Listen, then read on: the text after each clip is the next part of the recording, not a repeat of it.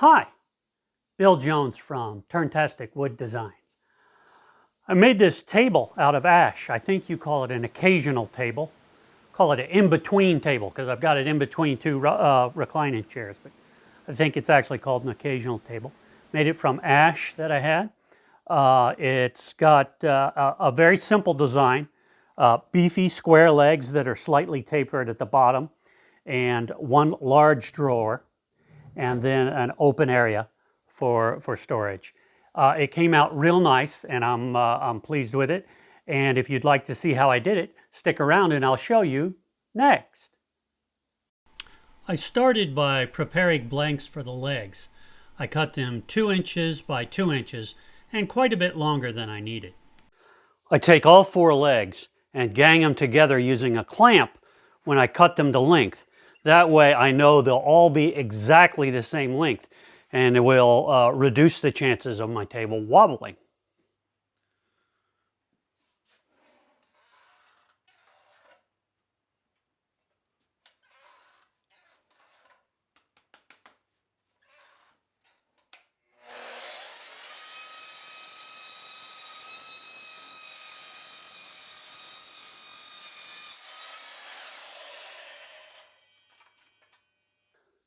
The legs are going to remain square except for a slight taper at the very bottom, which I'll just nip off on the bandsaw.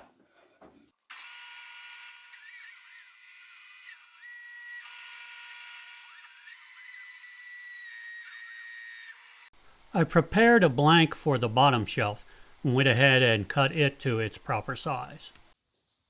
I'm going to attach the bottom shelf by putting notches in the legs at a 45-degree angle, and I'll fit the shelf into the notches.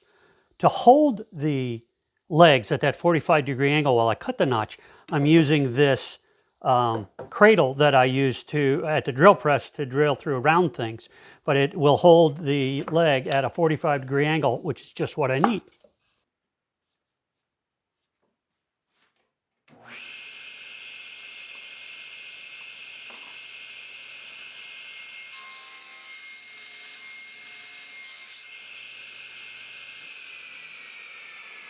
The shelf fit into those notches in the legs quite nicely.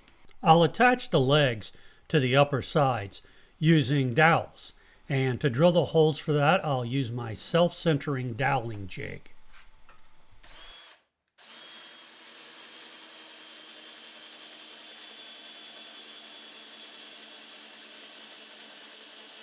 I prepared blanks for the upper sides and the back, and I went ahead and cut those to size. It was a bit of a tricky and chaotic glue up, so I didn't get that on film. But I did get it together. The lower shelf went into the slots just fine. And after I had this together with the dowels, I went ahead and added pocket screws at these joints. A bit of a belt and suspenders approach, but I felt better safe than sorry. So the next thing I'm going to concentrate on is the drawer that goes in here. It's a pretty large drawer. And I've got this offset here. So I made these spacers to take up that offset where the drawer slides are going to go. And I'll go ahead and just glue those in there. I might put some brad nails in, I don't know, we'll see. But I'm just going to go ahead and clamp and glue those in there.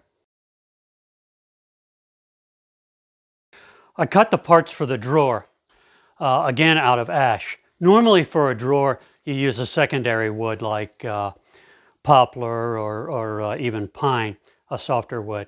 But it didn't make sense for me to go out and buy some poplar when I have a couple of thousand board feet of ash sitting around that I don't really know what I'm going to do with. So I'm going to go ahead and make these drawers this drawer out of ash, which is a little unusual. As I said, I cut the blanks and I set it up in my dovetail jig here, so I'm going to cut the dovetails for the front part of the drawer.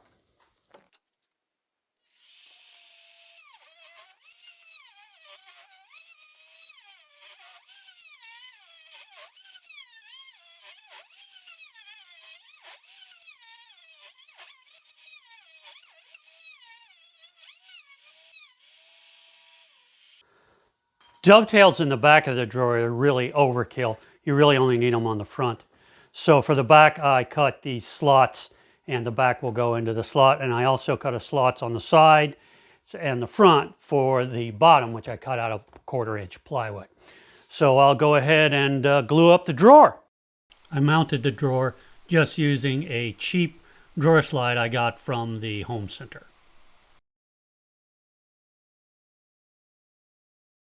I prepared a blank for the top and cut it to size. And I turned the base upside down on the bottom of the top and put it together using pocket screws. That's it for assembly. It's ready for final sanding. Well, after vigorous sanding and several coats of polyurethane, it's all done. I am waiting on some drawer pulls. I've got those on order, and those the man with the nice man with the brown shorts should bring those in a few days. So I'll have some nice drawer pulls for it. But I'm very happy with the way it came out, and it's just what we needed here in the living room, and I really like it.